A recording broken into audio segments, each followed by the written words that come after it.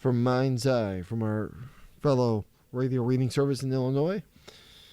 It's Today in History, along with the discussion on the United States Constitution. Then at 1 o'clock is Military Times Magazine, also from Mind's Eye in Illinois. And at 2 o'clock is episode number 1 of 1929 by Andrew Ross Sorkin. Stay with us. The Niagara Frontier Radio Reading Service now presents a reading of articles and features from USA Today for Friday, May 29th, 2026. Your reader for this hour is Chet Walczyk. I'm glad you're here with us. We have the USA Today Weekend Edition and their cover section with a feature story. A little out of the ordinary here, but I found it interesting. Hope you do. They're small, discreet, and everywhere. Young people are obsessed with caffeine pouches. Parents, educators fear for kids' health. This is written by Rachel Hale, a reporter for USA Today. Dateline, New York. On an April evening, nearly 100 bikini-clad sungoers descended on Other Ship Flatiron, the sauna and ice bath spa that has become an Instagrammable landmark of New York City's wellness scene.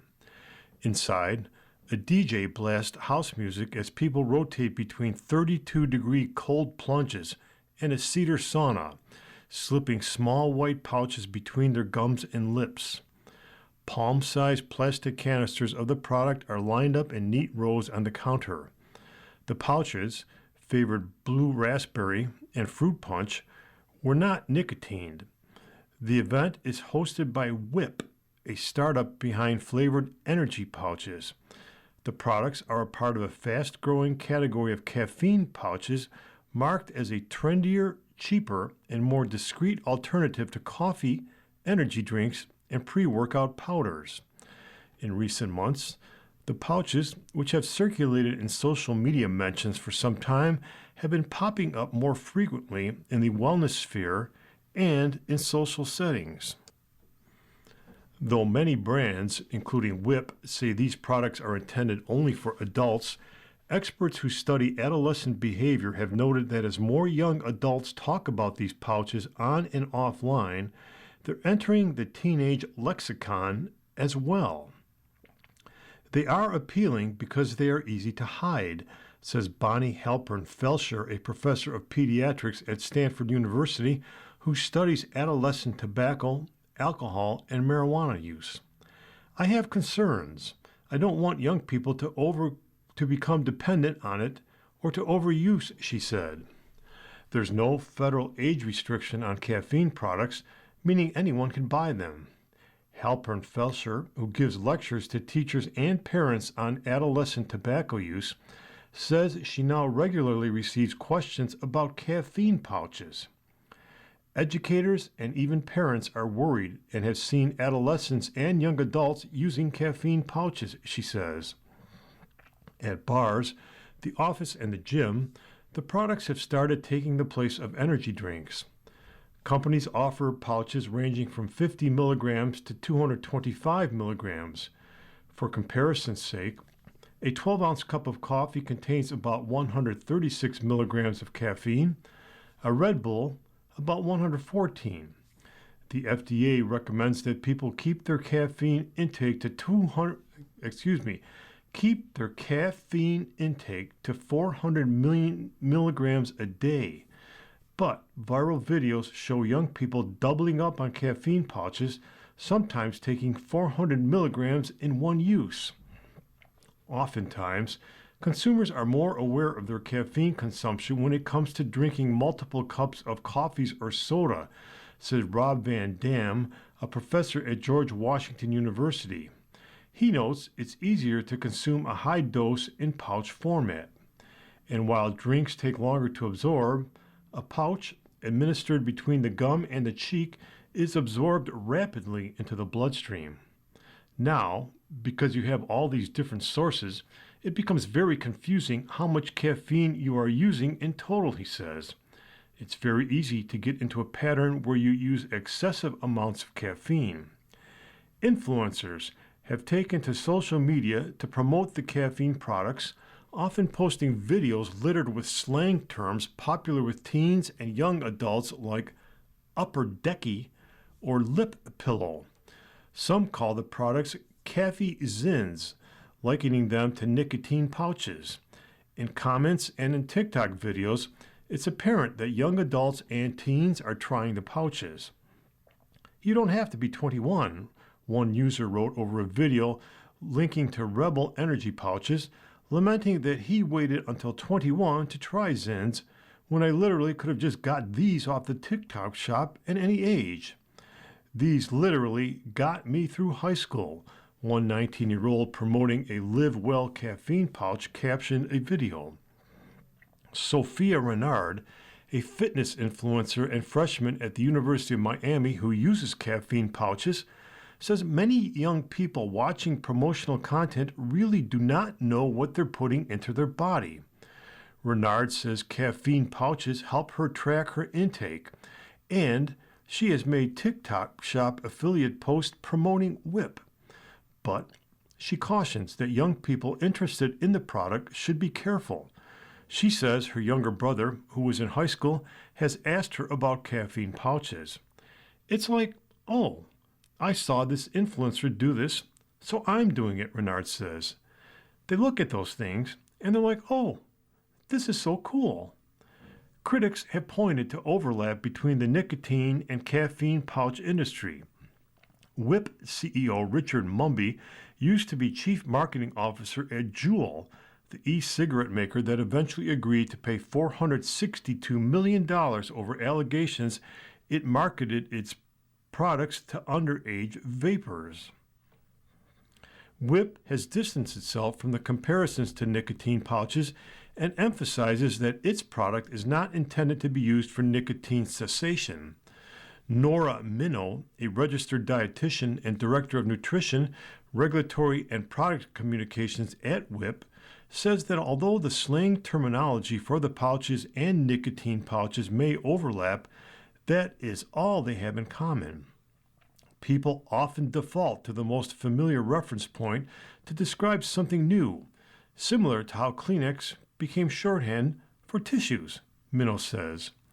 In this case, some consumers may use common nicotine pouch terminology to describe the form factor as a point of reference, especially referring to the brand name Zyn for pouches generally. The modern caffeine pouch traces back to 2009 when Grinds launched coffee-filled oral pouches marketed as a tobacco alternative for baseball players. But it wasn't until the past 5 years, Halpern Felsher says, that the pouches started gaining major traction. Their rise coincided with the boom in nicotine pouch products led by Zyn, which in 2025 became the first and only authorized nicotine pouch product in the United States after the FDA authorized its marketing. Longtime tobacco alternative companies like Smoky Mountain Chew added pouches to their lineups, and additional brand launches in 2024 and 25 helped propel pouches into the wellness space. By 2026, dozens of pouch products were on the market. Some users say the pouches have helped curb their caffeine addictions. Daniel Bird, a 23-year-old fitness influencer, says the pouches appeal to athletes looking for an alternative to energy drinks and pre-workout powders as heavy caffeine use becomes increasingly normalized in the fitness industry. In college, Bird got into the habit of drinking 2 Monster energy drinks before class and using pre-workout powder late at night before workouts, sometimes consuming more than 1,000 milligrams of caffeine a day, roughly the equivalent of 10 cups of coffee. She says caffeine pouches help her keep her intake closer to 600 milligrams a day. She says her sister, who works a 9-to-5 job and does not work out, also uses the pouches for focus at work. With previous pre-workouts, it gave me the jitters. It made me crash immediately after my workout, Bird says. These were more of a consistent energy, and then it died off slowly. Though there is little data on how many young people have used caffeine pouches, experts say they are increasingly concerned about caffeine addiction in young people. A study from Epic Research found that the rate of emergency room visits for caffeine-related problems more than doubled for children ages 11 to 14 from 2017 to 23. In 2022, a 21-year-old student went into cardiac arrest and died after consuming one of Panera Bread's highly caffeinated charged lemonade drinks. The family of a 17-year-old cheerleader who died from cardiomyopathy claimed in a wrongful death lawsuit that her heart condition was brought on by consuming Alani Nu caffeinated drinks. David Gomez, a school resource officer for the Boise County Sheriff's Office in Idaho, says students have asked him if it's legal to bring caffeine pouches to school. That's concerning, he says, but he worries more about energy drinks. I see sixth graders coming in with giant energy drinks, and a lot of them are drinking one energy drink in the morning and one in the afternoon just to get them through their school day, Gomez says. The American Academy of Pediatrics discourages caffeine for kids under 12 and suggests a limit of 100 milligrams a day for teenagers. But as caffeine has become more ubiquitous in the form of energy drinks and pre-workout powders, experts worry that pouches could intensify the trend. Misuse of caffeine can increase heart rate and blood pressure and contribute to poor sleep quality, Van Dam says. He adds that the pattern of use matters too. Van Dam says there's nothing wrong with teenagers drinking a cup of coffee or tea, but he discourages using pouches because their concentrated format can make it easy to exceed recommendation limits. For young people who are using the product, he says, they should be conscious of tracking labels and total daily caffeine intakes across different formats. It could be safe, but it takes a lot of thinking to really realize exactly how much you're taking and what the impact on your health could be. You are listening to reading of today's issue of USA Today on the Niagara Frontier Radio Reading Service. The time is 12 minutes after the hour. Jill Biden opens up on hard realities. This is by Susan Page, the Washington bureau chief for USA Today. Jill Biden knew something was going disastrously wrong as she watched Joe Biden struggle in the presidential debate that would abruptly end his political career. Is this a stroke, she wondered, watching the TV in a holding room near the CNN studio where President Biden was facing Donald Trump in June 2024. It felt like we were watching an AI hologram of the man we knew, and the hologram was glitching. Has he been drugged? Even 2 years later, Jill Biden isn't sure what happened that night. Maybe he was overcoached and clutched, she writes in a memoir of her time as First Lady entitled View from the East Wing, being published June 2nd by Gallery Books. Maybe he had been given Ambien or codeine cough syrup for a persistent cough as he flew home from Europe and was feeling side effects. Never mind that he began to rally soon after the debate was over. It was already too late. Can Joe Biden survive? A USA Today analysis asked. The reassurances by his spouse and his aides denying that the 81-year-old president was suffering from cognitive decline would not be enough. In that debate, Joe lost himself, she writes, no sugarcoating now in her description of her husband's halting performance. He lost the essence of who he was. He did not speak from the heart. His opponent lied more than 100 times, but that didn't matter. As they walked off the set that night, Joe Biden whispered, I really effed up, didn't I? Yes, you did, his wife of 47 years whispered back. To be clear, that wasn't the message they delivered that night. Then, sugarcoating was the reflexive response. You did such a great job, she told him before a crowd of supporters. You answered every question. But weeks later, amid pressure from Democratic elders, Biden reluctantly bowed to political reality and announced he was withdrawing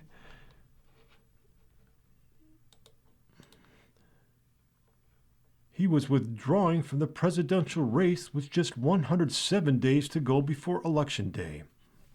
That step would not protect him from being blamed for Trump's victory and the Democratic Party's straits. Yes, Jill Biden acknowledges, her husband had gotten older and tired more easily than before. The truth was that he was not performing as well as he had in his younger days, she writes. Did that disqualify him from being president, as long as he was getting the job done? She didn't think so. And she said, neither did his top aides or his doctors. Indeed, she urged him to take a cognitive test to prove the point, an idea dismissed by his advisors. They argued to him that every day on the job was a cognitive test, and that it was absurd for people to think that an ability to count backward by threes or whatever the test required would satisfy anyone if his track record did not.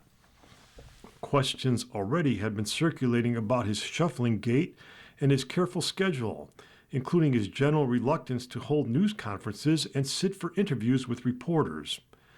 Jill Biden does leave the door open that the naysayers might have been right.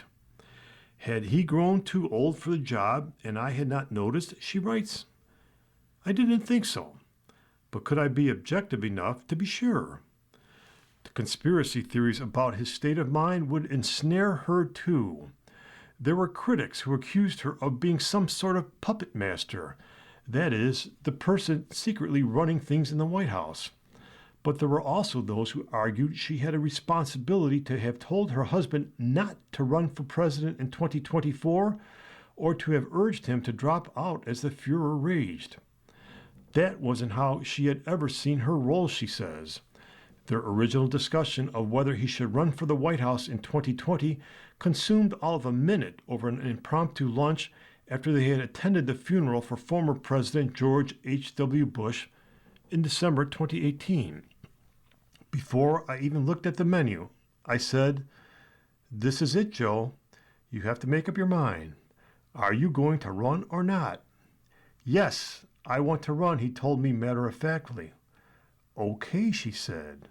Nearly 6 years later, she described her role as similarly limited when the question was whether he would pull out. She says she refused to even answer his question about her view, offering her support with whatever decision he made. That constrained portrayal of her is at odds with her reputation as First Lady, as a fierce protector of her husband and a keeper of family scores. She says the decisive moment for Biden came when Steve Ricchetti told him a group of senators was said to be preparing a letter telling him it was time to go. The Senate had always been the institution that he revered above all others, she says, a place where he had served for 36 years. Getting that letter might have actually killed him. He would have died from a broken heart. When he called then Vice President Kamala Harris to tell her of his decision, she first expressed concern. "Oh my God, Joe, are you sure?" she asked. The Bidens were at their beach home in Rehoboth Beach, Delaware, his phone on speaker. Then Harris switched into what Jill Biden called her courtroom prosecutor mode and began pushing him to immediately announce his endorsement of her to replace him on the Democratic ticket. When he suggested waiting until the next morning, she warned that any delay would be an opening for mischief, that is, by Democrats who might be interested in backing someone other than her. "I want it sooner," she said. "I'll call you back when I figure this out," Joe said. "Could you do it soon?" she replied. "Say in 20 minutes?" At that point, Jill Biden says she walked out of the room. Her memoir settles a few scores, generally with a stiletto rather than a hatchet. There were the longtime Democratic allies who became fair-weather friends, the White House doctors who somehow failed to diagnose Joe Biden's prostate cancer before it had metastasized to his bones, and Melania Trump. Jill Biden notes without comment that in 2021, Melania Trump had not followed the custom of the outgoing First Lady inviting the incoming one to tea, a chance to see her new home. In 2024, when their positions were reversed, Biden extended that invitation, and Melania declined. Biden followed another tradition, handwriting a formal letter for her successor wishing her well and leaving it on the First Lady's desk. On her final moments in the White House, she says, she also wrote an unofficial message with her fingertip on a window that was coated with steam on a frosty morning. Just what the message was and whether it was ever visible to anyone else's eyes is not clear. Her book, View from the East Wing, features some of the standard stuff of First Lady memoirs. It chronicles the rigors of campaigning and the scrutiny of wardrobes, the glamour of state dinners and the demands of foreign trips. She describes her commitment to continue her job as an English professor at Northern Virginia Community College, something no other First Lady had done. There are other, less traditional notes, too. She details 8 crushing days in June 2024 when she attended son Hunter's trial in Wilmington on gun charges related to his drug addiction, while she also made an official visit to France and headlined campaign events in Pennsylvania. You can shower at the airport, Anthony Burnell, her chief of staff, advised.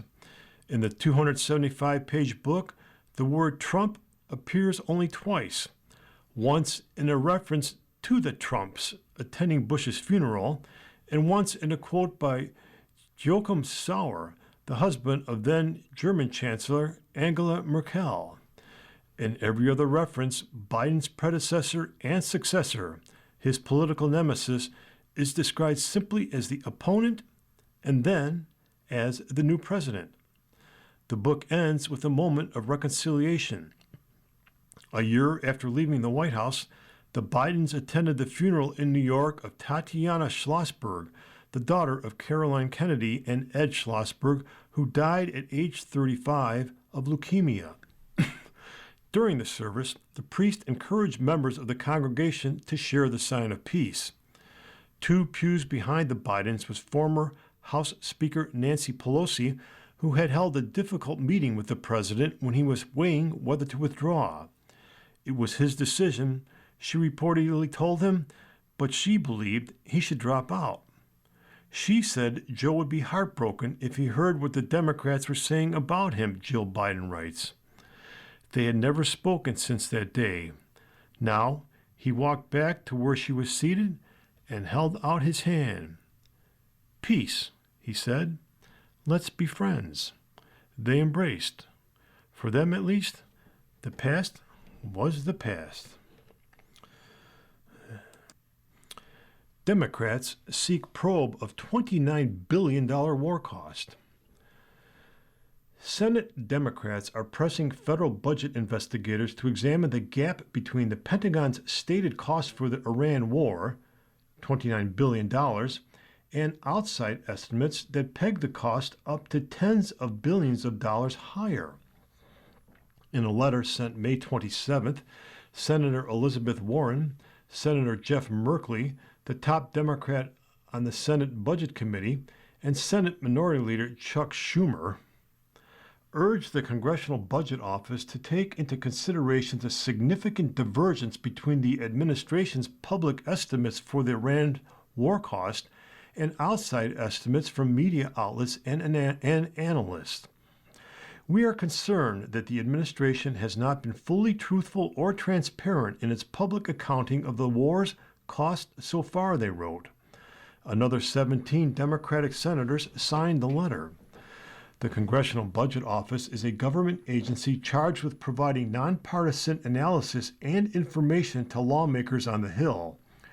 Representative Brendan Boyle, top Democrat on the House Budget Committee, asked the CBO in early March to investigate the cost of the war, which began in late February. The Pentagon did not immediately respond to a request for comment.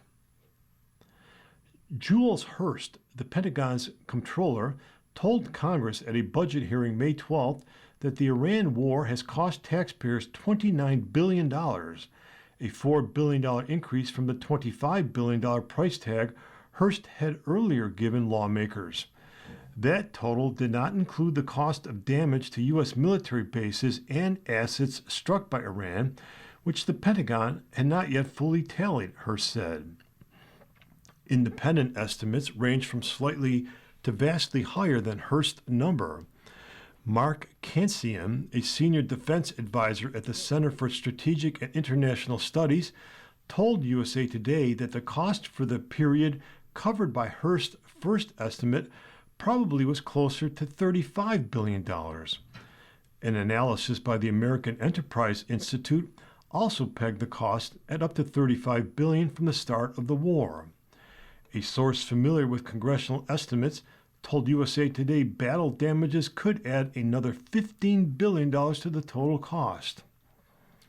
CNN and CBS, citing anonymous sources, reported last month that the total cost of the war was closer to $50 billion.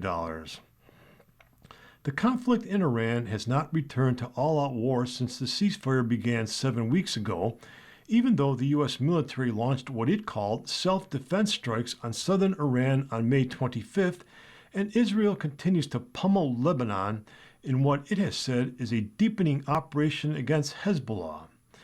Negotiations between the United States and Iran are ongoing. The United States and Israel first launched a joint attack on Iran on February 28. 13 American service members and at least 3,000 Iranians have been killed in the war. And we move over to the USA Today Opinion section for Friday, May 29th. We have a column written by Tim Swarens. Mr. Swarens is a former deputy opinion editor for USA Today and former opinion editor of the Indianapolis Star. Mr. Swarens' piece is entitled Goodbye and Good Riddance, Stephen Colbert. Stephen Colbert, the smug host of CBS The Late Show, is a classic example of why echo chambers are doomed to fail. Colbert's approach to late-night comedy was to offer snarky solace to his fellow progressives while hurling nightly insults at the tens of millions of Americans who don't agree with his far-left politics. Not surprisingly, that business model, designed to regularly tick off the 46% of Americans who identify as Republicans, eventually failed.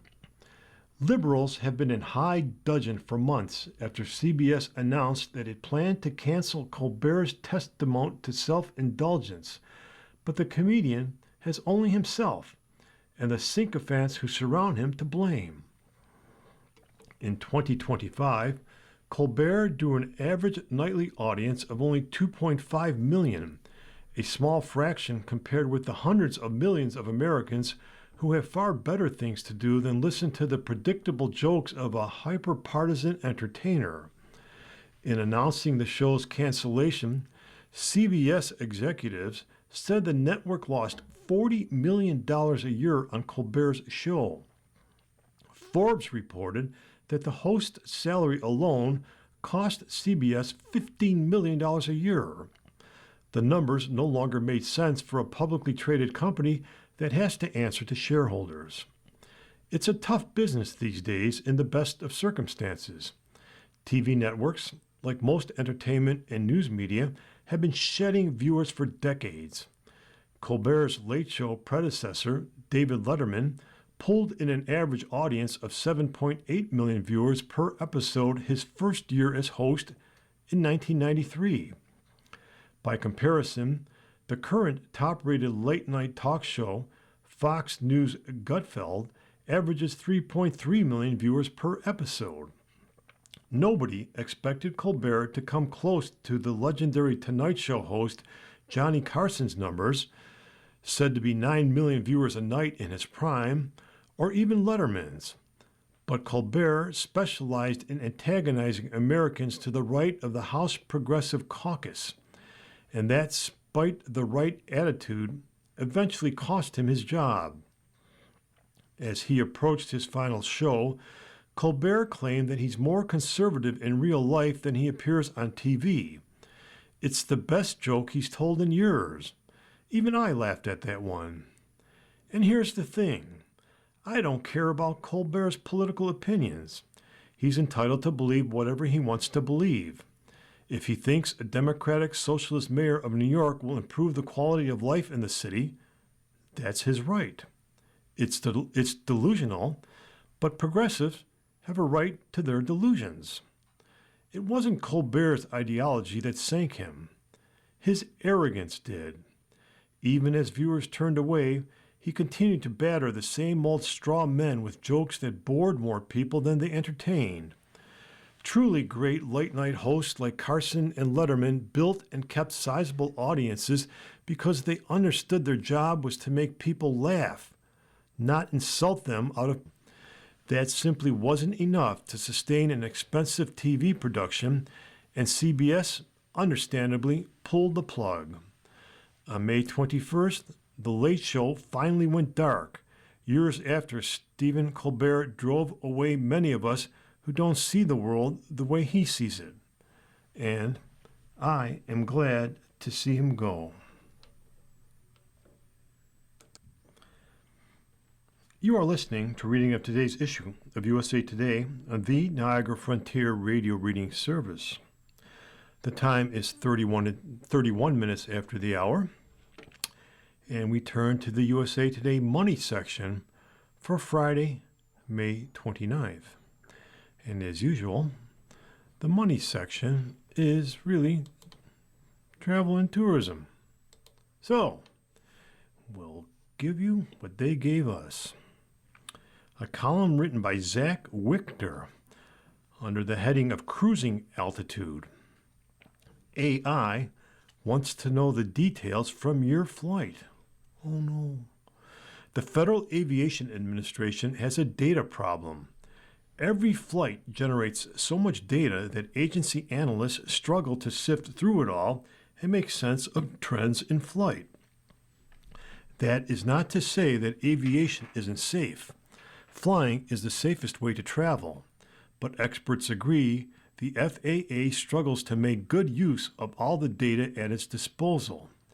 It's why National Transportation Safety Board Chair Jennifer Homendy criticized the agency at a hearing of the Senate Commerce, Science, and Transportation Committee in February for ignoring statistics that eventually came up in accident investigations, and why former Department of Transportation Inspector General Mary Chavo told me she likes to refer to the FAA as the Tombstone Agency. The FAA and the aviation industry as a whole have always been good at responding to disasters and preventing them from happening again. But predictive analysis has historically proven more difficult. A bad thing happening is a lagging indicator because the bad thing already happened. Jody Baker, the FAA's Deputy Associate Administrator for Aviation Safety Management, told me in a recent interview. There are lots and lots and lots of data sources, and the challenge has always been, how do we glean intelligence out of these data sources? That, she said, is how new artificial intelligence technologies can help the agency analyze data more efficiently and ultimately improve safety across the nation's airspace. With historically high travel volumes and high-profile accidents or close calls hitting the headlines seemingly every week, predictive safety analysis is an aviation use for AI that I can really get behind. The FAA is already using AI in some applications to streamline data analysis and boost aviation safety. After the crash near Ronald Reagan Washington National Airport in 2025, the agency conducted an AI analysis to help determine where mixed helicopter traffic near other airports should be limited, something the NTSB recommended in the wake of the accident. It also uses the technology to comb through incident reports regularly and even used an AI analysis to help optimize flight schedules during the government shutdown in fall 2025. Baker emphasized, however, that none of these decisions are made without human input. The FAA sees AI as a tool to help human analysts, not as a replacement for them. AI is not running amok. It is all very carefully controlled on what it's trained on. It's trained on our data systems. It's not roaming the internet, coming up with stuff. People are involved with validating what AI is telling us, Baker said. AI for us is a decision-making tool, but it is not a decision maker. So, people are still involved with the system. Baker noted that a particularly helpful AI application is combing through narrative incident reports to help make sense of the qualitative data for human analysis. I cannot tell you how many hours I have spent in my life having conversations around, well, this database says it's a Boeing 737, and this one calls it a B-737, and this one calls it a B-37, Baker said. We had to actually have people kind of marrying this up and spend time cleaning. But you can train AI to say all of these things are a Boeing 737, and so it can pull it all together really quickly. As AI models are trained at the FAA, they will be able to incorporate more parameters and flag potentially dangerous situations more accurately as well. The agency also could use AI models to test the outcomes of rule changes before they are implemented, analyze their effects preemptively, and optimize resource allocation. The FAA also can use AI analysis to help predict and prevent problems. It's a real-time ability to see what's going on in the system. I mean, in the past, you would wait. And I didn't really have a good way of tracking leading indicators before. I really waited for something to happen, Baker said. And now we can track leading indicators. We can track the system as it's operating and see what's going on. And it's not just the it's not just the FAA, but the industry as a whole that is using AI to boost safety.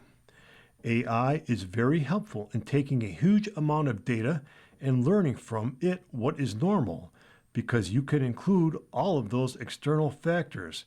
Christy Kernan, Associate Director for the Boeing Center for Aviation and Aerospace Safety, told me. It will be able to flag the outliers from normal behavior, and we can look at why that is happening. She added that AI could ultimately improve safety by giving industry stakeholders more time and capacity to analyze positive trends, not just respond to dangerous incidents. The vast majority of our flights end safely, and we are not looking at them because they end well. Do you want to be looking at stuff you do right? Kernan said. We want more good things to happen. We want to understand why things are going right. Kernan added that AI has its limitations, however, and still needs to be seen as a tool for helping improve safety, not a replacement for other tried and true best practices. Just like when you get on a flight deck and you're working with another pilot, most pilots are taught a fair amount of human factors so they understand their own limitations and strengths, and they understand the strengths of their own human co-pilot, she said. Where you run into problems is not because of the weaknesses specifically. Every system has them. It's when you are unaware of it. Calibrating people's trust effectively. You don't want to overtrust AI. So will AI replace pilots? No. And it can't ever really replace other aviation safety professionals either. You will read a lot that 80% of accidents are caused by human error, Kiernan says. What that does not consider is how many times has a human intervened in a situation to keep it safe, which was never captured in a data set. If you change the role of a human operator without accounting for the positive role they have been contributing, you introduce uncertainty. For Baker, the introduction of AI tools to assist data analysts represents a new chapter in aviation safety. I've been working in safety for 20 plus years, and this is just really an exciting time. And now, let's turn to cruises. Written by Nathan Diller, another USA Today travel editor. Christmas market cruises visit multiple countries. Christmas markets draw river cruise guests to Europe in droves each year, but Holland America Line will offer passengers a different take on the holiday itinerary. The cruise line will operate 2 Christmas market sailings in 2027 as part of an expansion of its presence in Europe, with the company offering cruises there year-round. The itineraries aboard the line's nearly 2,700 guest new Statendam ship will incorporate the festive stops into ocean voyages. There's something special about experiencing Europe's Christmas markets on an ocean cruise because of the range it gives you. Paul Grigsby, the cruise line's vice president of deployment and itinerary planning, told USA Today. Instead of focusing on a single country or small region, an ocean voyage lets you connect multiple countries and traditions in one seamless journey. That broader reach means guests aren't just seeing one style of market or one interpretation of the holidays. A 13-day Baltic and Scandinavian Christmas markets voyage will depart on December 5, 2027, followed by a longer 15-day Baltic and Scandinavian Christmas market holiday cruise on December 18th, both round trip from Rotterdam in the Netherlands. Each cruise includes the option to sail round trip from Dover, England instead. Stops on the 13-day itinerary include Kiel, Germany, which offers access to Hamburg's Christmas markets, along with Tallinn in Estonia and Copenhagen. Guests will stay overnight in Stockholm and Helsinki. We can include a place like Helsinki, a port accessible only by ocean, where you have a fantastic Christmas market right in Senate Square, and then work with our shore excursion team to create something even more memorable. In this case, visiting Lapland, known to many as the home of Santa Claus, Grigsby added. That's where an ocean itinerary really stands apart. The 15-day option, meanwhile, will spend the night in Hamburg and Copenhagen with a visit to Aarhus, Denmark, and multiple Norway stops, including Oslo, Kristiansand, and Stavanger. Extended time in Bergen allows guests to venture beyond the city to experience the surrounding winter landscapes, from fjords to mountain villages, the cruise line said in a news release. Plus, the trip will take place over Christmas and New Year's. The 13-day itinerary starts at $2,579 per person based on double occupancy, including fees and taxes, while the 15-day cruise starts at $3,024. Holland America fares include accommodations, many meals on board, entertainment, and more. That seems like a pretty decent price for a pretty cool trip. You're listening to a reading of today's issue of USA Today on the Niagara Frontier Radio Reading Service, and the time is 44 minutes after the hour. And we have another travel piece written by travel editor Christopher Elliott. His column comes to us under the heading of On Travel. Coupon justice trend fails to live up to its name. Your flight is canceled. Your hotel loses your reservation. Your car rental company runs out of vehicles. So what does the company do?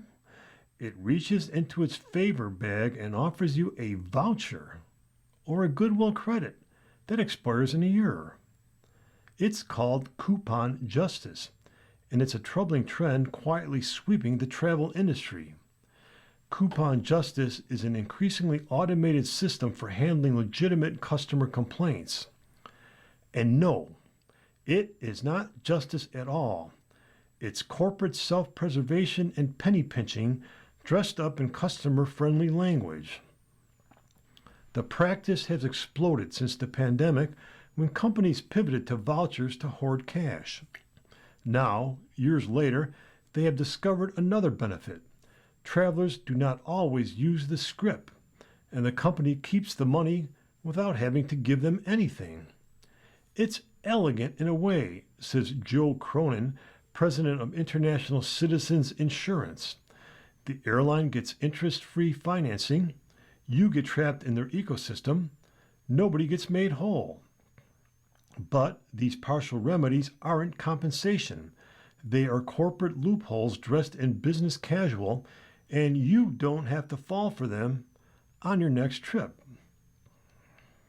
Here's why companies love vouchers, and you should hate them. Here's how it works in practice. Let's say something goes terribly wrong with your $180 hotel room, like incessant construction noise or a broken shower. Instead of offering you a refund for the night, the hotel gives you a $50 voucher for a future stay. Well, there are two problems. First, there are no $50 rooms, so you will have to pay more to redeem this offer. Also, the hotel knows there's a good chance your voucher will sit on your desk until it expires. It should have paid you $180, but instead, you have nothing of real value. Let me be blunt. Vouchers solve a company's problem, not yours. When you get a voucher instead of a refund, the company keeps your money on its books. The value of the voucher doesn't immediately hit the balance sheet as a loss. It becomes a liability, but one the company doesn't have to pay until and unless you redeem it. And if you don't spend it, the company wins twice. It keeps your money and avoided paying you at all. Coupons allow the wrongdoer to keep its ill-gotten gains, says Danny Karen, author of Your Lovable Lawyer's Guide to Legal Wellness, fighting back against a world that's out to cheat you. Everyone knows how often gift cards go unused, which is precisely the company's goal. They drive additional business to the wrongdoer, with victims often spending more than the value of the voucher. Can airlines force you to accept a voucher instead of a refund?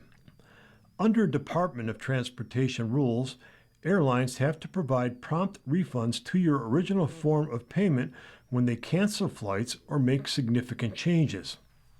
But an airline can also offer a voucher, and if you say yes, well, guess what? It's a done deal. Many passengers don't know this, so when the airline offers a flight credit, travelers assume it's their only option, and it is not. Airlines offering only vouchers without a genuine cash option violate these legal obligations, says Eric Napoli, Chief Legal Officer at AirHelp. Hotels and booking sites operate in a legal gray zone. Few hard rules govern their refund practices. They'll push credits unless you push back. So how to fight back and win? Vouchers are inevitable. You can get real refunds if you know what to do. First, start with reliable documentation. Ari Sabari, who works with tour operators untangling refund disputes, swears by one simple habit: document everything. Everything. Note dates and times of any delay or cancellation. Take photos of receipts, vouchers, and anything else relevant. Use clear language, says Sabari, a travel business consultant with Atlas Perk. Keep everything in writing versus phone calls.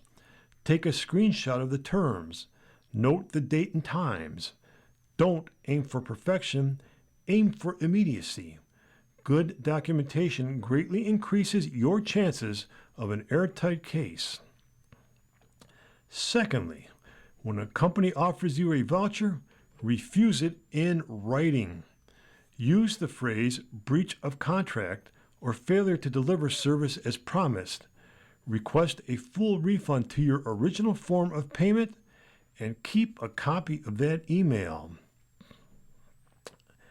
And if the company insists on giving you a coupon, escalate. Contact the manager. If that doesn't work, file a complaint with the Transportation Department for airlines or the Federal Trade Commission for booking sites. If it's outside the United States, go to the country's aviation regulator or consumer protection agency. And if that doesn't work, dispute the charge with your credit card company. When you have a clean paper trail, emails, screenshots, receipts, you are likely to win. So what needs to change? I've been watching this trend since I started advocating consumer cases in the 90s. I'm sure of this. Coupon justice will not end without regulatory pressure. Here's what might actually work. Limit the voucher option. If governments require airlines to offer a cash refund and give vouchers only on request, that would stop some, but not all, of the shenanigans. Disclose everything. Consumers need to know that for many travel credits, the redemption rate for vouchers is low. Also, businesses should be upfront about expiration dates or other limits. And eliminate expiration dates. Also, kill any blackout dates and minimum spending requirements. Allow the credit to be used all at once or split into several purchases. Most importantly, we need to enforce the rules that exist. The Transportation Department's refund requirements are clear, so are Europe's, but enforcement is weak, so companies can sometimes ignore them. Coupon justice isn't justice at all. It's another word for, we are keeping your money and hoping you won't fight back. But you can't win if you don't try. And companies, well, they're betting you won't. And one last story, as the travel section was late on content, we'll give you a little bit more news. Trump's grip on Senate may be loosening. Texas Senator John Cornyn's bruising election loss showed President Trump is as dominant as ever in the Republican Party. It also underlined another harsh political reality. His era with near total control over a fully functioning majority in the Senate already may be over. Intent on political retribution against several longtime lawmakers, the president in recent weeks decided to create two new wild cards within the Senate GOP ranks by essentially ending their congressional careers. Cornyn and Senator Bill Cassidy have since become lame ducks, and it's anyone's guess how often they'll buck the White House on its legislative priorities between now and the midterm elections. Case in point, days after Trump pushed Cassidy out, the Louisiana Republican flipped his vote to support an end to the Iran war, and the Cornyn-Cassidy pair to the list of Republican senators with reputations for consistent defiance of Trump, and the math is not pretty for the president. Retiring Senator Thom Tillis, Republican of North Carolina, has consistently bashed the Trump administration. Senator Rand Paul, Republican of Kentucky, has long been steadfast on his libertarian principles, including on ending the Iran war. Another soon-to-be retiree, Mitch McConnell, the former Senate Majority Leader from Kentucky, whom Trump has called a political hack, is not afraid to disagree with the president either. Then there are the two moderates, Senator Lisa Murkowski of Alaska and Susan Collins of Maine. Both have long had reliably independent streaks. Trump has attacked them both many times. That's as many as 7 Republican senators whose votes Trump can't always count on.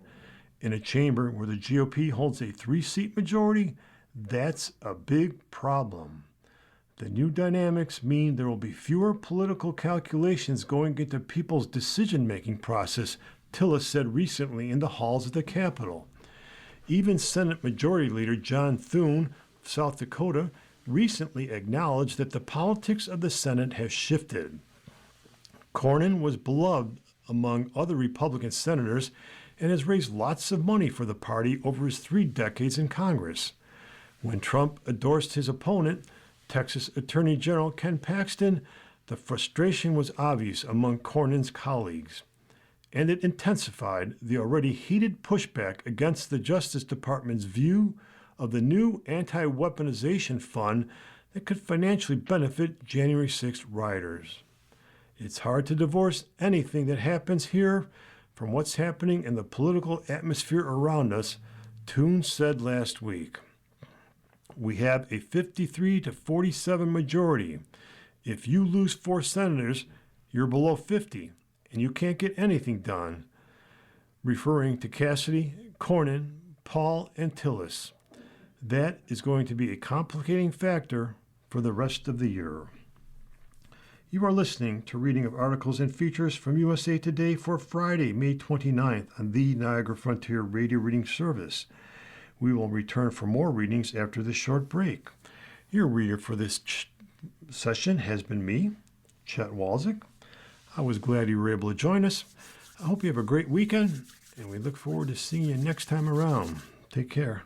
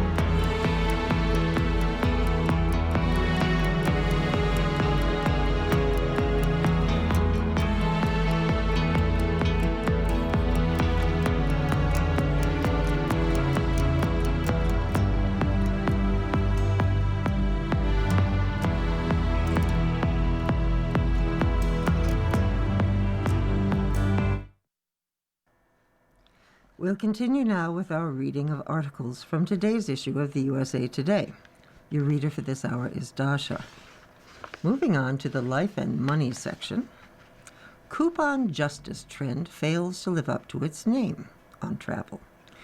By Christopher Elliott. Your flight is canceled. Your hotel loses your reservation. Your car rental company runs out of vehicles. So what does the company do? It reaches into its favor bag and offers you a voucher or a goodwill credit that expires in a year. It's called Coupon Justice, and it's a troubling trend quietly sweeping the travel industry. Coupon Justice is an increasingly automated system for handling legitimate customer complaints. And no, it's not justice at all. It's corporate self-preservation and penny pinching, dressed up in customer-friendly language. The practice has exploded since the pandemic, when companies pivoted to vouchers to hoard cash. Now, years later, they've discovered another benefit. Travelers don't always use the script, and the company keeps the money without having to give them anything. It's elegant in a way, said Joe Cronin, president of International Citizens Insurance. The airline gets interest-free financing. You get trapped in their ecosystem. Nobody gets made whole. But these partial remedies aren't compensation. They're corporate loopholes, dressed in business casual, and you don't have to fall for them on your next trip. Here's how it works in practice. Let's say something goes terribly wrong with your $180 hotel room, like incessant construction noise or a broken shower. Instead of offering you a refund for the night, the hotel gives you a $50 voucher for a future stay. There are two problems. First, there are no $50 rooms, so you'll have to pay more to redeem this offer. Also, the hotel knows there's a good chance your voucher will sit on your desk until it expires. It should have paid you $180, but instead, you have nothing of real value. Let me be blunt. Vouchers solve a company's problem, not yours. When you get a voucher instead of a refund, the company keeps your money on its books. The value of the voucher doesn't immediately hit the balance sheet as a loss. It becomes a liability, but one the company doesn't have to pay until and unless you redeem it. And if you don't spend it, the company wins twice. It kept your money and avoided paying you at all. Companies allow the wrongdoer to keep its ill-gotten gains, says Danny Karen, author of Your Lovable Lawyer's Guide to Legal Wellness, Fighting Back Against a World That's Out to Cheat You. Everyone knows how often gift cards go unused, which is precisely the company's goal. They drive additional business to the wrongdoer, with victims often spending more than the value of the voucher. Under Department of Transportation rules, airlines have to provide prompt refunds to our original form of payment when they cancel flights or make significant changes. But an airline can also offer a voucher, and if you say yes, it's a done deal. Many passengers don't know this, so when the airline offers a flight credit, travelers assume it's their only option. It's not. Airlines offering only vouchers without a genuine cash option violate these legal obligations, says Eric Napoli, Chief Legal Officer at AirHelp. Hotels and booking sites operate in a legal gray zone. Few hard rules govern their refund practices. They'll push credits unless you push back. Vouchers aren't inevitable. You can get real refunds if you know what to do. Start with reliable documentation. Ari Tabari, who works with tour operators untangling refund disputes, swears by one simple habit: document everything. Note dates and times of any delay or cancellation. Take photos of receipts, vouchers, and anything else relevant. Use clear language, says Sabari, a travel business consultant with Atlas Perk. Keep everything in writing versus phone calls. Take a screenshot of the terms, note the date and times. Don't aim for perfection, aim for immediacy. Good documentation greatly increases your chances of an airtight case. When a company offers you a voucher, refuse it in writing. Use the phrase breach of contract or failure to deliver service as promised. Request a full refund to your original form of payment. Keep a copy of that email. If the company insists on giving you a coupon, escalate. Contact a manager. If that doesn't work, file a complaint with the Transportation Department for airlines or the Federal Trade Commission for booking sites. If it's outside the U.S., go to the country's aviation regulator or consumer protection agency. If that doesn't work, dispute the charge with your credit card company. When you have a clean paper trail, emails, screenshots, receipts, you're likely to win. I've been watching this trend since I started advocating consumer cases in the 90s. I'm sure of this: coupon justice won't end without regulatory pressure. Here's what might actually work. Limit the voucher option. If governments require airlines to offer a cash refund and give vouchers only on request, that would stop some, but not all, of the shenanigans. Disclose everything. Consumers need to know that for many travel credits, the redemption rate for vouchers is low. Also, businesses should be upfront about expiration dates or other limits. Eliminate expiration dates. Also, kill any blackout dates and minimum spending requirements. Allow the credit to be used all at once or split into several purchases. Most importantly, we need to enforce the rules that exist. The Transportation Department's refund requirements are clear, so are Europe's, but enforcement is weak, so companies can sometimes ignore them. Coupon justice isn't justice at all. It's another word for we're keeping your money and hoping you won't fight back. But you can't win if you don't try, and companies are betting you won't. There are 2 articles in today's paper that you might want to hear, but I'm not going to read here. On streaming, there is an article about the show Season 2 of the 4 Seasons, now streaming on Netflix. There is also a review of The Mandalorian and Grogu, but both of them have spoilers. So if you would like to hear the story about Tina Fey's The 4 Seasons and The Mandalorian review, please call 716-821-5555, and staff will be happy to read either or both of these articles to you. The horoscope for today. For Aries, March 21st to April 19th. Plunging into your emotional depths feels supportive today. Prepare for a deep dive. For Taurus, April 20th to May 20th. Share the things that are on your mind. The Scorpio moon meeting Jupiter creates an effortless and emotional connection. For Gemini, May 21st to June 21st. Feeling in your flow state? Small actions can lead to impressive results today. You're in the mood for maximum productivity. For Cancer, June 22nd to July 22nd. Waking up with a smile, the Scorpio moon meeting Jupiter boosts your happy feelings. Spread joy wherever you go. Leo, July 23rd to August 22nd. Lying low offers an emotional recharge today. Ready to snuggle into a safe place? Virgo, August 23rd to September 22nd. Feel the support of your community. Information may come today that gets you one step closer to your dreams. Libra, September 23rd to October 23rd. Reinforce your self-worth today. Ready to move forward with confidence in your abilities? Trust that you've got this. Scorpio, October 24th to November 21st. Feeling like the world is your oyster? Commit to growing past your comfort zone. Sagittarius, November 22nd to December 21st. Needing a moment for yourself? Spend time alone in reflection today. Turn off distractions to hear your intuition speak. Capricorn, December 22nd to January 19th. Connections that feel nurturing and expansive lift you up today. Feeling the ease within your friendships and partnerships? Aquarius, January 20th to February 18th. Are your efforts being recognized? The Scorpio moon meeting Jupiter shows that steady progress is now paying off. And Pisces, February 19th to March 20th. Inspiration flows all around you today. Explore and express yourself as the Scorpio moon teams up with Jupiter. A short note on Lifeline. Rosie O'Donnell is opening up about her decision to get cosmetic surgery and the existential feminist crisis it sparked. In a poem published on Substack, the comedian, 64, revealed that she had a facelift in January despite previously swearing she would never do so.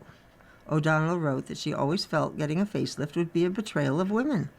but she started considering it after losing 50 pounds, and she ultimately decided she wanted her 13-year-old child, Clay, to grow up in a world where they don't feel like they have to change, but know that they can if they want to, without losing moral standing in their own life. In the column Cruising Altitude by Zach Wichter, AI wants to know the details from your flight. The Federal Aviation Administration has a data problem. Every flight generates so much data that agency analysts struggle to sift through it all and make sense of trends in flight. That's not to say that aviation isn't safe. Flying is the safest way to travel. But experts agree the FAA struggles to make good use of all the data at its disposal. It's why National Transportation Safety Board Chair Jennifer Homendy criticized the agency at a hearing of the Senate Commerce, Science, and Transportation Committee in February for ignoring statistics that eventually came up in accident investigations, and why former Department of Transportation Inspector General Mary Schiavo told me she likes to refer to the FAA as the Tombstone Agency. The FAA and the aviation industry as a whole have always been good at responding to disasters and preventing them from happening again, but predictive analysis has historically proven more difficult. A bad thing happening is a lagging indicator because the bad thing already happened. Jody Baker, the FAA's Deputy Associate Administrator for Aviation Safety Management, told me in a recent interview. There are lots and lots and lots of data sources. And the challenge has always been, how do we glean intelligence out of data sources? That, she said, is how new artificial intelligence technologies can help the agency analyze data more efficiently and ultimately improve safety across the nation's airspace. With historically high travel volumes and high-profile accidents or close calls hitting the headlines seemingly every week, predictive safety analysis is an aviation use for AI that I can really get behind. The FAA is already using AI in some applications to streamline data analysis and boost aviation safety. After the crash near Ronald Reagan Washington National Airport in 2025, the agency conducted an AI analysis to help determine where mixed helicopter traffic near other airports should be limited, something the NTSB recommended in the wake of the accident. It also uses the technology to comb through incident reports regularly and even used an AI analysis to help optimize flight schedules during the government shutdown in fall 2025. Baker emphasized, however, that none of these decisions are made without human input. The FAA sees AI as a tool to help human analysts, not as a replacement for them. AI is not running amok. It's all very carefully controlled on what it's trained on. It's trained on our data systems. It's not roaming the internet coming up with stuff. People are involved with validating what AI is telling us, Baker said. AI for us is a decision-making tool, but it is not a decision maker. So people are still involved with the system. Baker noted that a particularly helpful AI application is combing through narrative incident reports to help make sense of the qualitative data for human analysts. I can't tell you how many hours I've spent in my life having conversations around, well, this database says it's a Boeing 737, and this one calls it a B737, and this one calls it a B-737. Baker said, we had to actually have people kind of marrying this up and spend time cleaning, but you can train AI to say all these things are a Boeing 737, and so it can pull it all together really quickly. As AI models are trained at the FAA, they'll be able to incorporate more parameters and flag potentially dangerous situations more accurately as well. The agency could also use AI models to test the outcomes of rule changes before they're implemented and analyze their effects preemptively and optimize resource allocation. The FAA can also use AI analysis to help predict and prevent problems. It's real-time ability to see what's going on in the system. I mean, in the past, you'd wait, and I didn't really have a good way of tracking leading indicators before. I really waited for something to happen, Baker said. And now we can track leading indicators. We can track the system as it's operating and see what's going on. You're listening to a reading of today's issue of USA Today on the Niagara Frontier Radio Reading Service. The time is 15 minutes after the hour. It's not just the FAA, but the industry as a whole that is using AI to boost safety. AI is very helpful in taking a huge amount of data and learning from it what is normal, because you can include all of those external factors. Christy Kiernan, Associate Director for the Boeing Center for Aviation and Aerospace Safety at Embry-Riddle Aeronautical University, told me. It will be able to flag the outliers for normal behavior, and we can look at why that's happening. She added that AI could ultimately improve safety by giving industry stakeholders more time and capacity to analyze positive trends, not just respond to dangerous incidents. The vast majority of our flights end safely, and we're not looking at them because they end well. Don't you want to be looking at the stuff you do right? Kiernan said. We want more good things to happen. We want to understand why things are going right. Kiernan added that AI has its limitations, however, and still needs to be seen as a tool for helping improve safety, not as a replacement for other tried and true best practices. Just like when you get on a flight deck and you're working with another pilot, most pilots are taught a fair amount of human factors so they understand their own limitations and strengths, and they understand the strengths of their own human co-pilot, she said. Where you run into problems is not because of the weaknesses specifically. Every system has them. It's when you're unaware of it. Calibrating people's trust effectively. You don't want to over-trust AI. No, and it can't ever really replace other aviation safety professionals either. You'll read a lot that 80% of accidents are caused by human error, Kiernan said.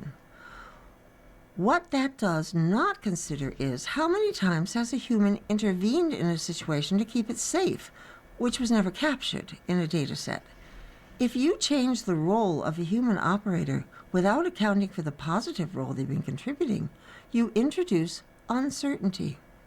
For Baker, the introduction of AI tools to assist data analysts represents a new chapter in aviation safety. I've been working in safety for 20 plus years, and this is just really exciting time. Now a few of the stories from around the 50 states. In Winter Park, Colorado, nearly a year after a series of moose attacks in Colorado injured several people and resulted in 2 moose being killed, the state's first reported moose attack of 2026 took place near Winter Park over the Memorial Day weekend. From Hartford, Connecticut, State Attorney General William Tong opened an investigation into Roblox, calling the platform a, quote, pedophile playground, end quote, and arguing it needs stronger safeguards to protect its large base of child players, WFSB reported. From the District of Columbia, former President Joe Biden is suing the Department of Justice over its decision to release audio recordings and transcripts of his private conversations with the ghostwriter of his 2017 memoir, Promise Me Dad, A Year of Hope, Hardship, and Purpose. And from Honolulu, Hawaii's Department of Land and Natural Resources has launched a new 360-degree virtual field trip to remote seabird sanctuaries like Lehua Island and Kure Atoll, giving classrooms and the public rare access to sites normally off-limits, Hawaii News Now reported. From Springfield, Illinois, an Illinois bill that in part would take aim on a controversial animal racing show offered at the Sangamon County Fair in New Berlin in 2025 is headed to Governor J.B. Pritzker's desk. The bill expands existing state law ending the use of big cats, primates, and bears in traveling acts, including circuses, fairs, and other events. One city in Minnesota was voted by Forbes as one of the top 25 locations in the U.S. to retire. Forbes named Rochester, Minnesota as a top retirement city. In Massachusetts, Uber and Lyft drivers have formed the nation's first ever rideshare drivers union. The drivers gathered on the Massachusetts State House steps on May 26 to celebrate the victory. The newly certified App Drivers Union represents about 70,000 rideshare drivers, according to the speakers at the rally. Baltimore, Maryland's Penn North Safe Streets site is celebrating more than a full year without a homicide. The second time in 5 years it's reached this milestone. New York City was ranked as the worst place to start a career, according to a new Wallet Hub study. In North Carolina, the newest casino is now open and is already drawing large crowds. The Catawba Two Kings Casino Resort in Kings Mountain has opened its first permanent gaming floor after years of operating in a temporary facility, marking a major step in a $1 billion project. Out of Harrisburg, we learn that Pennsylvania will face an acute shortage of educators and healthcare workers across all regions of the Commonwealth in the next decade, according to credential gap data newly published by the state. From Texas, El Paso is the top big city to live in for 2026-2027, according to a report by U.S. News & World Report. The Sun City is at the #1 spot in the publication's Best Big Cities to Live in the U.S. in 2026-2027 list. In Salt Lake City, Utah's Hogle Zoo announced that Kenny, a 4-year-old California sea lion recently brought in as part of the Association of Zoos and Aquarium Species Survival Plan, has died after a sudden illness. In West Virginia, the State Department of Tourism announced that it has added a new Almost Heaven swing at Cedar Creek State Park, offering visitors a scenic photo spot overlooking the park's 3 fishing ponds, West Virginia News reported. And from Cheyenne, Wyoming, after 5 hours of public comment, the Cheyenne City Council rejected a proposed year-long moratorium on new data centers, WyoFile reported. If it's your birthday today, you can celebrate along with singer Rebby Jackson, who turned 76. Composer-actor Danny Elfman turned 73. Singer-actor LaToya Jackson is 70. Actor Annette Bening, 68. Singer-musician Melissa Etheridge, 65. Singer-musician Noel Gallagher from Oasis is 59. Actor Laverne Cox is 54. Comedian Daniel Tosh, 51. Singer-actor Mel B, one of the Spice Girls, is also 51. Actor Brandon Michael Smith, 37. Actor Riley Keough, 37. And actor Greg Sulkin, 34. Christmas market cruises visit multiple countries. Itineraries incorporate festive excursions into trips. Nathan Diller. Christmas markets draw river cruise guests to Europe in droves each year, but Holland America Line will offer passengers a different take on the holiday itineraries. The cruise line will operate 2 Christmas market sailings in 2027 as part of an expansion of its presence in Europe, with the company offering cruises there year-round.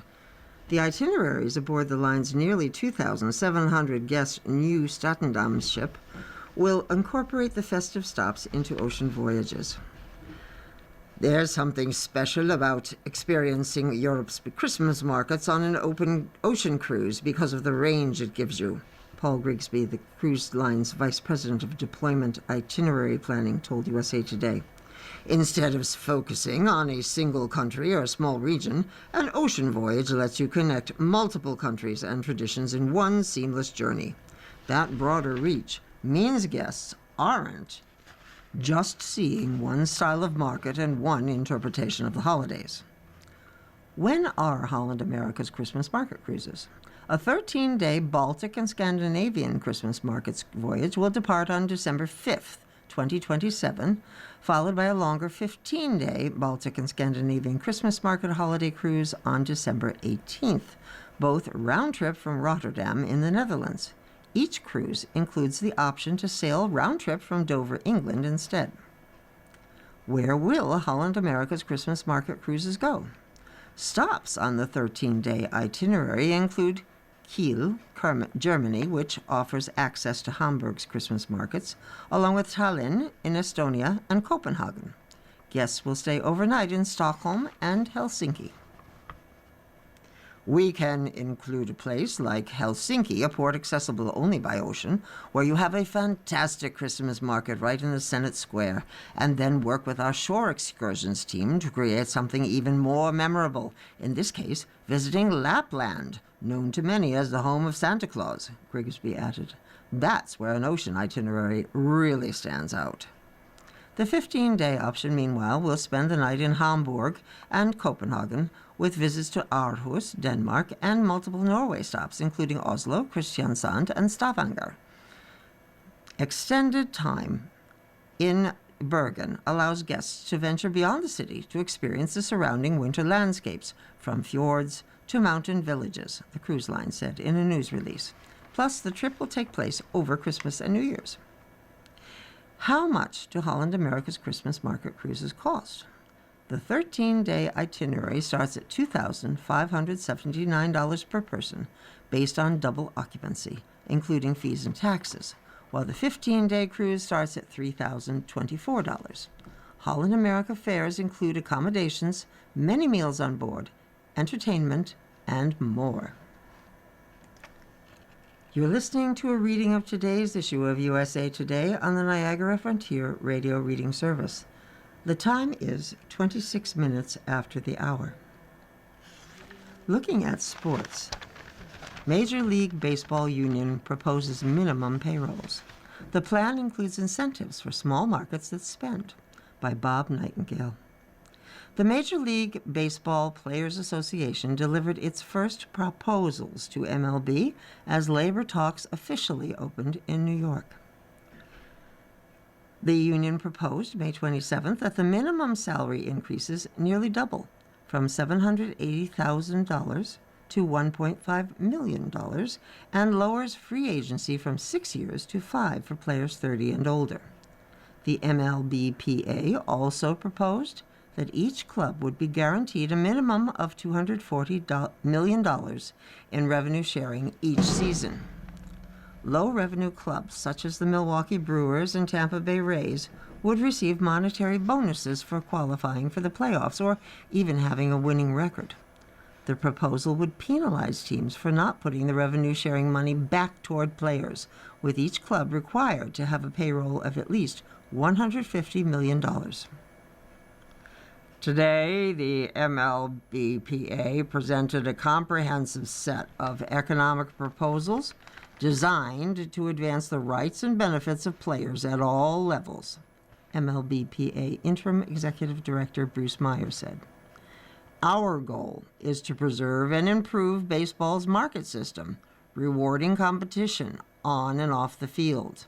Additionally, the players' proposals provide increased revenue sharing, initially guaranteeing every small market club a minimum of $240 million in revenue every season. This enhanced revenue sharing includes added protections to ensure clubs prioritize winning over profiteering.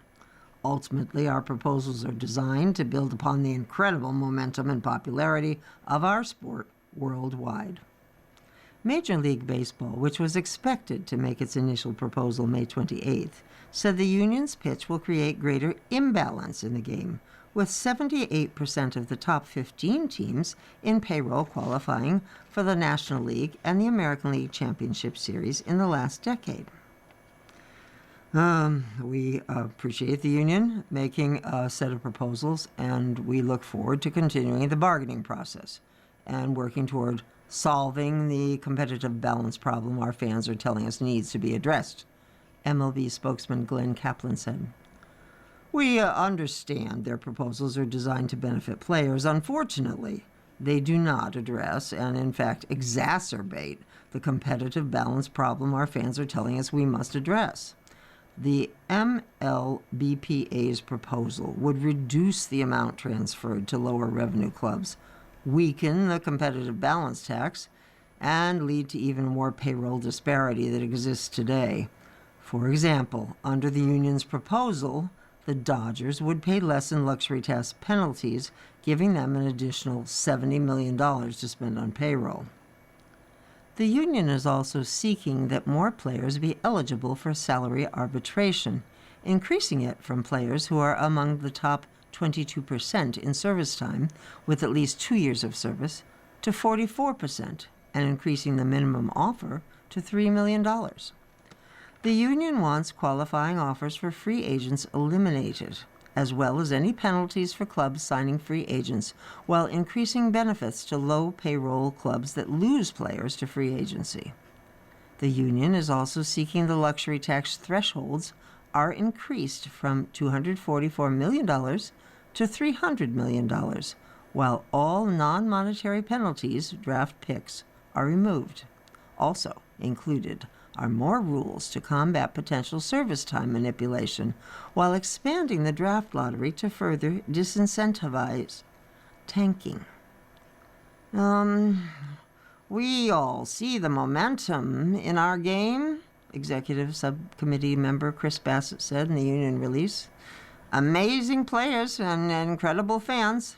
Attendance, viewership, interest, by any measure you want to use, our game is moving in a positive direction. We put forward proposals designed to continue that trend. Support, incentivize, and reward clubs who are committed to competing, especially small market clubs. Compensate players fairly for the work that they are doing. Preserve the rights that generations of players have fought for, and grow the game all of us love. The current CBA expires on December 1st, and if an agreement is not reached, MLB is expected to impose a lockout. The Ole Miss coach threatens to expose rampant tampering by Matt Hayes. Ole Miss football coach Pete Golding, at the center of a high-profile NCAA investigation into alleged tampering, has informed the organization he will expose rampant tampering in the sport if sanctioned, a person close to the situation told USA Today Sports. Golding declined to comment to USA Today Sports when asked on May 27 if he threatened the NCAA, but spoke at length on tampering problems in college football. I think a lot of things make headlines, Golding said. There's a lot more people involved that everybody might not know. I'm not going to sit up here and say whatever we did or we didn't do, was it right or was it wrong?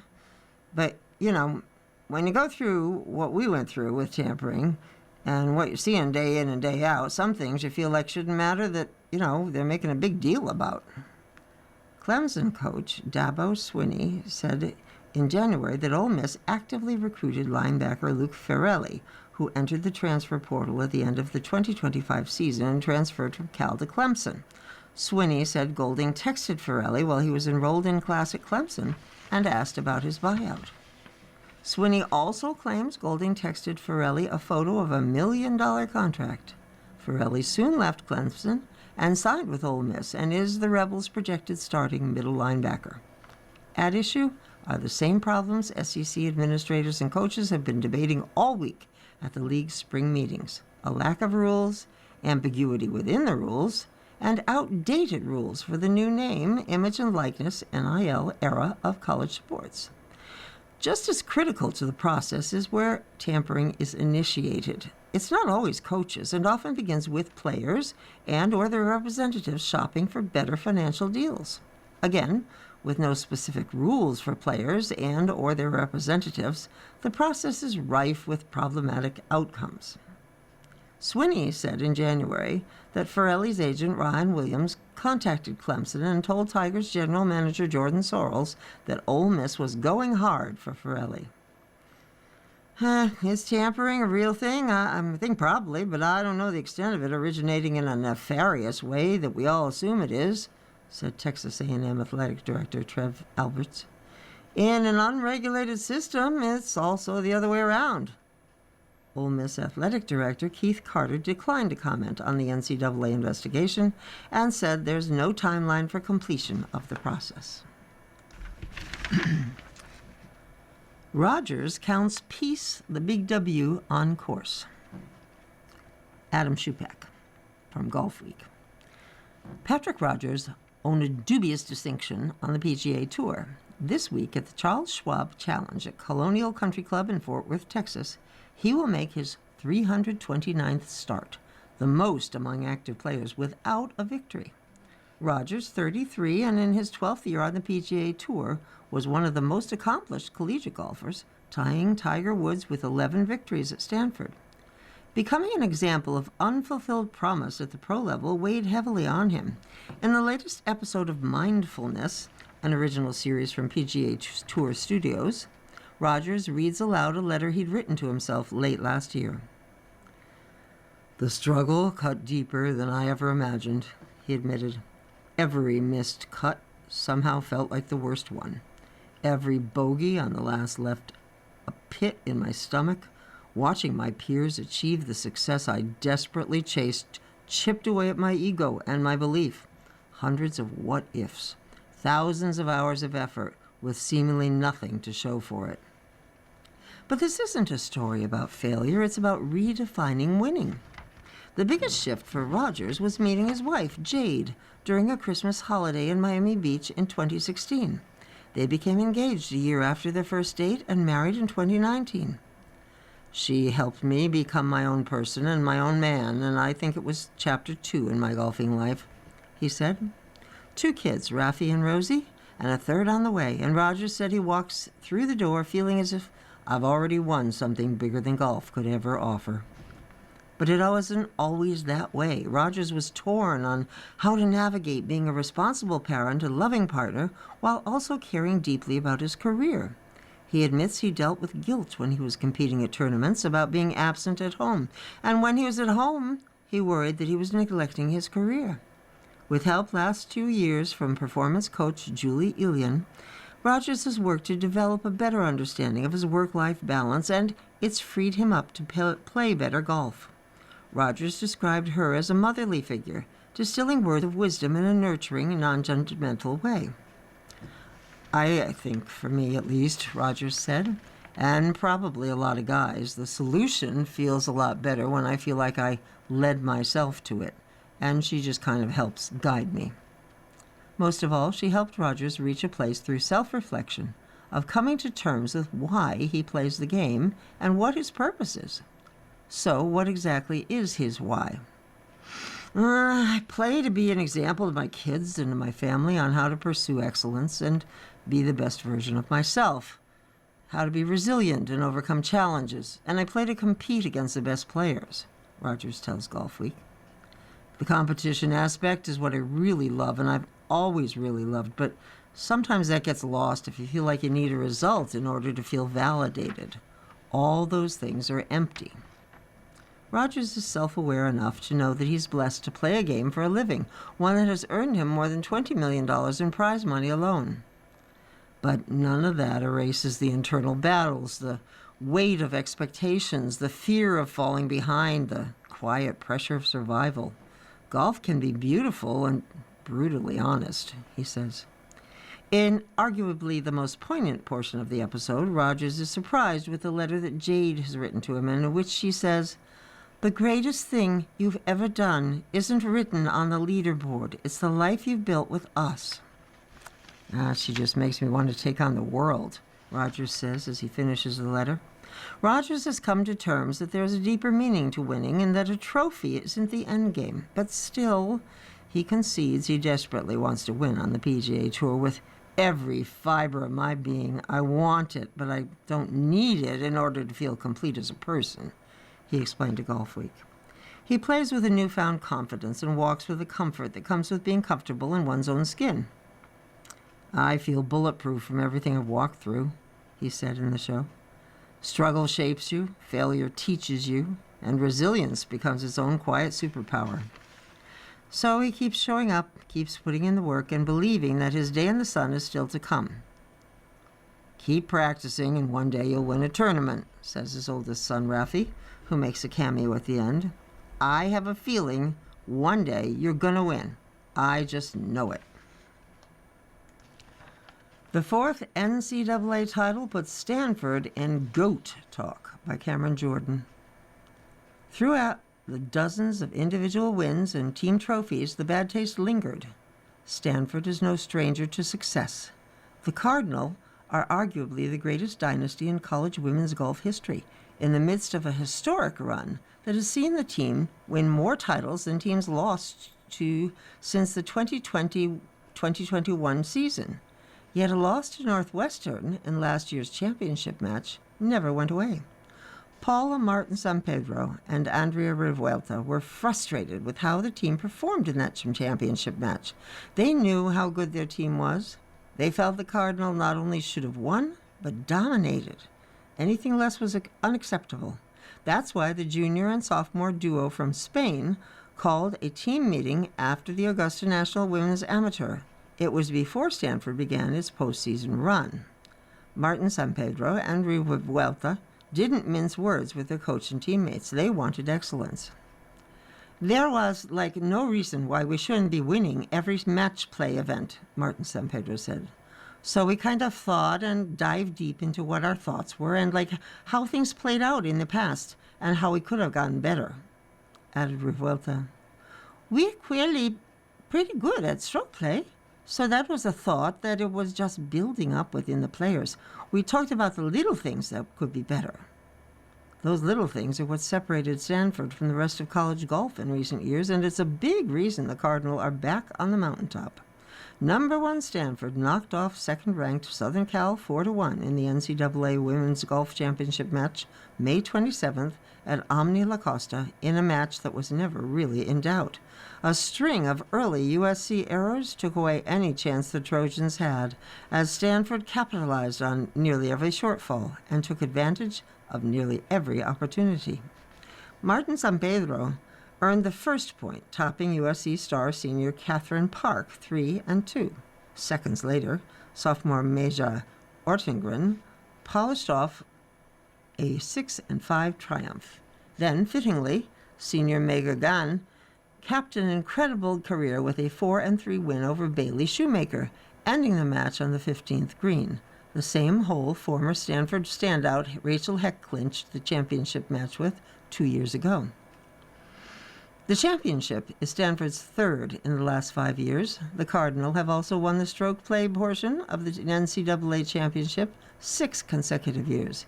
It's the 4th title in school history, with the latest coming 11 years to the day since the first one. And this team may have been Coach Ann Walker's best. I don't really know what other people will be saying, but they're going to live on in Stanford golf as the greatest of all time. And I feel like there's a strong possibility that it's the greatest team I ever coached, Walker said. So really, really lucky to be in this position, be around these type of people. Walker mentioned how her team never felt the need to avenge last year's upset loss against Northwestern, but the team knew it needed to be better in match play this year. In the 2025-26 season, Stanford lost to more teams in match play, 2, than stroke play, 1. Hence the player-led conversation after ANWA. Truly made me emotional because it was so impressive. It was so heartfelt. It was just the love for the program and the love for each other, Walker said. They wanted to be at their best this week, and so just that it was motivation. We've talked a lot all season about being brilliant at the basics, and that's what they anchored in, and that's what they did. All 5 Stanford players also competed in last year's championship match.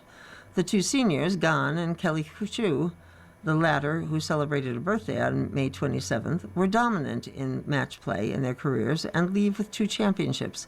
But it was Sampedro and Revuelta who took an initiative to push Stanford to get uncomfortable, because that's where the most growth comes from. They cruised through to win the ACC championship, winning their first title, and finished first at the NCAA Stanford Regional, and then again in stroke play this week. The Cardinal didn't lose a match during May 26th, the longest day of college golf. Wednesday figured to be a battle. The top 2 seeds and highest-ranked teams in the country faced off. But even with star power on both sides, Stanford's focus was set weeks ago. Last year here at La Costa was a lot to swallow personally, Revuelta said. But that was the fuel the second I left here. We were really disappointed. But we knew we had done our everything, that we left our heart and souls in this golf course last year. We didn't leave with a trophy, but we were lucky to come back. It was fuel, and just like being humble and acknowledging the fact that there is room for improvement. Although stroke play doesn't determine the champion in college golf, No men's or women's team has ever done what Stanford has accomplished in the NCAA era, win 6 straight stroke play titles. One thing's for certain, in the deepest era of women's college golf, Stanford remains ahead of the competition, and its leadership from players like Martin Sampedro and Revuelta that has been passed down through the years. You don't get to Stanford by not working hard and knowing how to be disciplined and knowing how to put in long days, Walker said. I'm just very fortunate that these players, the character they have, it carries over once they get to Stanford, and I think that's allowed us to have sustained success over the last, 10 or 11 years. Greatest team Walker has ever coached? It may be the greatest team of all time. You're listening to a reading of today's issue of USA Today on the Niagara Frontier Radio Reading Service. The time is 45.5 minutes after the hour. The big read, which I hope to complete online, Axe Throwers Find Passion in Niche Sport by Danielle Lerner. When Matt Roberts travels for axe throwing competitions, one crucial prerequisite is avoiding any awkward misunderstandings with airport security. So each time, Roberts carefully packs his axes in a rifle bag. He also includes a printed itinerary for the tournament he's attending in his luggage. If they open up, it looks a little less sketchy, he said. Roberts and hundreds of the world's best axe throwers are descending on Toronto this week for the International Axe Throwing Championships, taking place from May 27th to May 31st. Competitive throwers spend countless hours practicing and traveling on their own dime to compete in tournaments for little or no pay, dedication fueled by their sincere love for the sport and the people in it. Axe throwing's low barrier to entry, as well as its status as a niche sport, fosters a competitive community that is both tight-knit and welcoming. In axe throwing, everybody can be a bit quirky and weird, and I think that quirkiness and weirdness is actually what bonds everybody together, said Austin Agosti, the 2024 international champion. Big old group of weirdos, said Adeline Kveshek, a top-ranked thrower based in Pittsburgh. We're each other's people, and we bring out the best in each other. They are among the unique cast of characters in the International Axe Throwing Federation, where players rarely call each other by their government names and are instead known by their axe throwing nicknames. Roberts, the number 1 seed in this week's World Championships, is called Cockroach because of his ability to stay alive in competitions. Defending international champion Dave Alviso uses the moniker Canexican to denote his Mexican and Canadian heritage. The 2026 U.S. champion, Kirsten Giles, primarily goes by Stormy Stormerson, but occasionally changes her name on tournament entry forms to confuse other competitors. Kubitschek is Queenie HBO as a nod to her mentor, Brandon Showtime McClester. Agosti was given the nickname Daddy weeks into his career, and to his chagrin, it stuck. Honestly, I can't tell you the last time I was called by my actual name, Agosti said. The IATF doesn't categorize competitors by age or gender. Players range in age from teenagers to senior citizens and come from varied athletic and professional backgrounds. There are engineers, attorneys, healthcare workers, and a perhaps surprising dearth of lumberjacks and firefighters. The 256 throwers who qualified for the international championships will battle in a raucous environment with no shortage of action and friendly trash talk. We joke a lot that it's not golf, it's not Wimbledon, said Roberts, the reigning international Big Ass champion. In a venue, there's a lot of other matches going on. Everybody's jeering and talking and cheering and booing. It's a lot of fun, but there's definitely a lot going on. You kind of have to tune out and focus on what you're doing. Competitive axe throwing was born in Toronto and spread to the Northeast United States, where cities including Philadelphia, Pittsburgh, and Detroit became hotbeds for the sport. Most competitive throwers are introduced to the sport when they attend a social event at an axe-throwing venue. That becomes a gateway into joining a local league, which leads to competing on the global circuit through either IATF or the World Axe-Throwing League. Although axe-throwing venues took a hit during the COVID-19 pandemic, the IATF now has more than 20,000 members spread across 6 countries in 3 different continents. It's an easy sport to become okay at. It's a very hard sport to become good at, Giles said. Axe throwing in the IATF uses a target that has 3 concentric circles, the smallest of which is a bullseye measuring 7 inches in diameter. The outer ring is worth 1 point, the middle ring 3 points, and the bullseye 5 points. Each player gets 5 throws per round, and on their 5th throw can aim for one of 2 2-inch wide green dots called a clutch, which must be verbally announced before the throw and is worth up to 7 points if hit. Regular season matches are at a best-of-3 rounds format, but league playoffs start out as a best-of-5 and progress to a best-of-7 format. In a tiebreaker, players switch from hatchets, which weigh between 1.5 to 2.5 pounds, to big axes that weigh up to 3 3/4 pounds. The international championships kick off with multiple days of undercard tournaments, including doubles, ambidextrous axe throwing, big axe throwing, and knife throwing. It all leads up to the Wilson Cup finals on May 31st. In hatchet competition, players throw their axes from behind a black line located 14 feet and 2 inches from the target, about the same distance as a basketball free throw line, which is measured 15 feet from the backboard and 13 feet and 9 inches in the front line of the rim. In big axe competition, players stand 18 feet and 4 inches from the target. I equate a lot of axe throwing to shooting foul shots in basketball because it's a very similar feeling, Agosti said. Everyone's watching you. You're the only person on the line. Throwing mechanics and techniques vary. Some players use 2 hands to throw the axe, while others throw one-handed. Alviso, a former baseball pitcher, generates power from his legs and focuses on his release point. Agosti flicks his wrist like he's shooting a basketball to achieve the maximum rotation with minimum friction. Kubitschek relies on her forearm with a slight wrist flick. In a sport that's based on skill rather than power, players come in all shapes and sizes.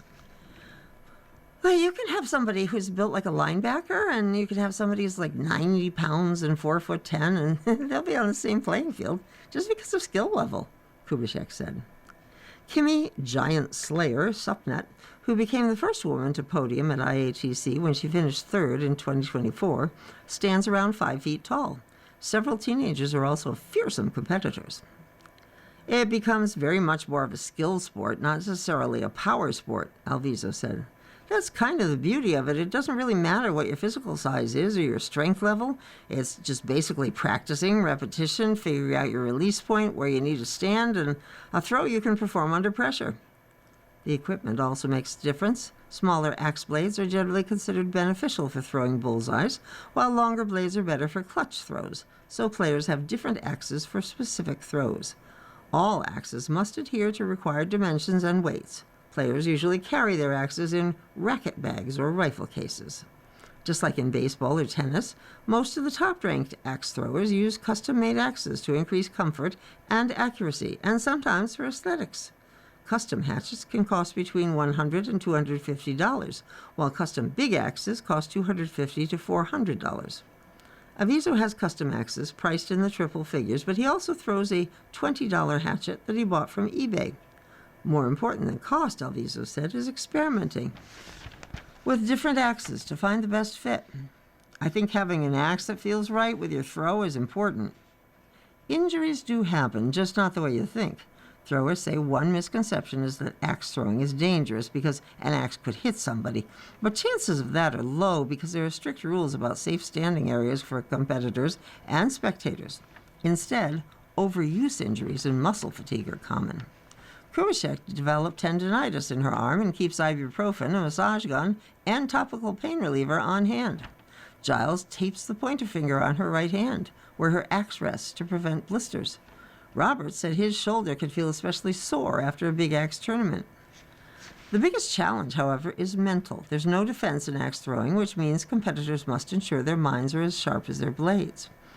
That requires intense focus and some gamesmanship. Giles, for example, performs better when she's throwing out of spite with a metaphorical axe to grind. Some players try to psych out their opponent by taking longer to reset for the next throw. It also helps to be aware of your opponent's strengths or weaknesses when deciding whether to call a clutch.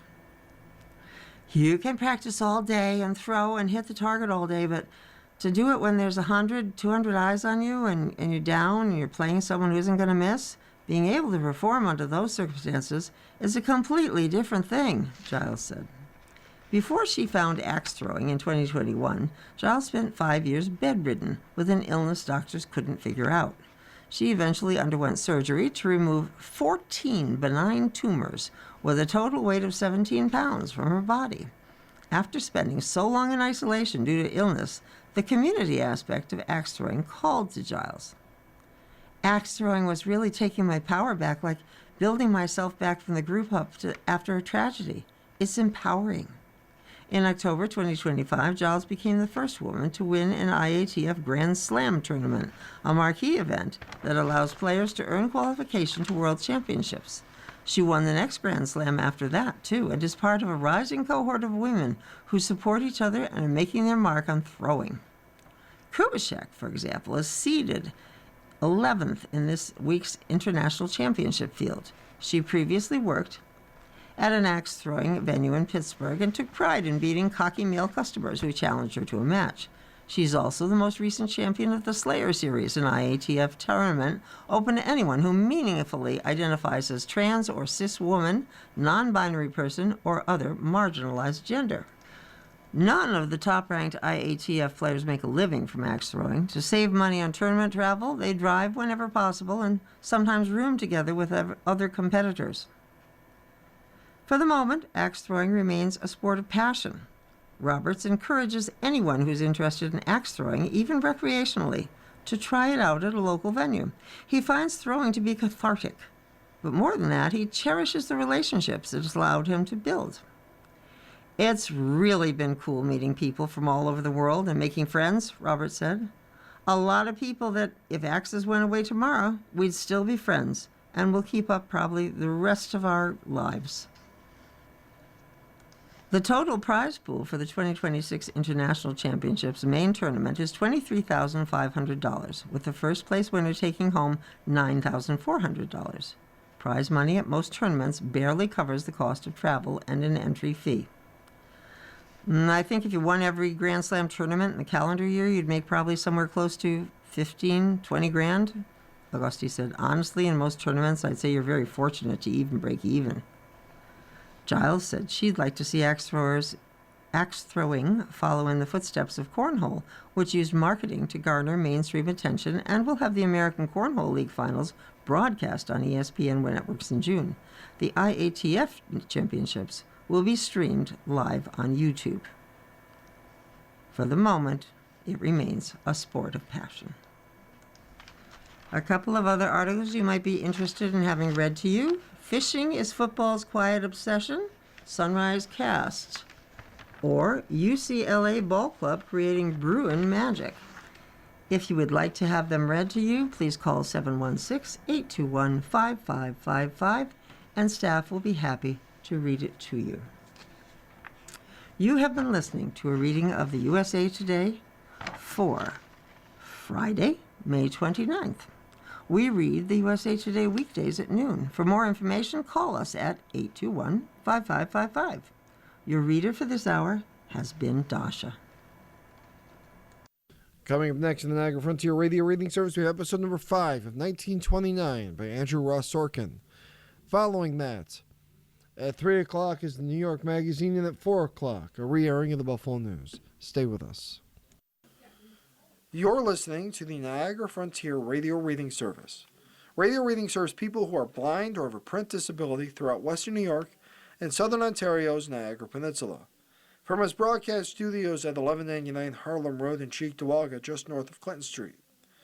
Almost 40 years and more than 300,000 hours of radio readings to those unable to read printed matter on their own. Our broadcast signal is provided at no charge by WNED. Volunteer radio readers broadcast daily readings of newspapers, magazines, and books. For more information on the Niagara Frontier Radio Reading Service, call us at 716-821-5555. You're listening to your Niagara Frontier Radio Reading Service. Our volunteer radio readers broadcast daily readings 24 hours a day of newspapers, magazines, books, and other printed matter. People who are blind or have a print disability throughout Western New York and Southern Ontario's Niagara Peninsula are provided special reading radios. This year, the Niagara Frontier Radio Reading Service marks almost 40 years on the air. Our broadcast signal is provided at no charge by WNED. Radio Reading Service studios are at 1199 Harlem Road in Cheektowaga. The Niagara Frontier Radio Reading Service website is nfradioreading.org. For more information, call us at 716-821-5555.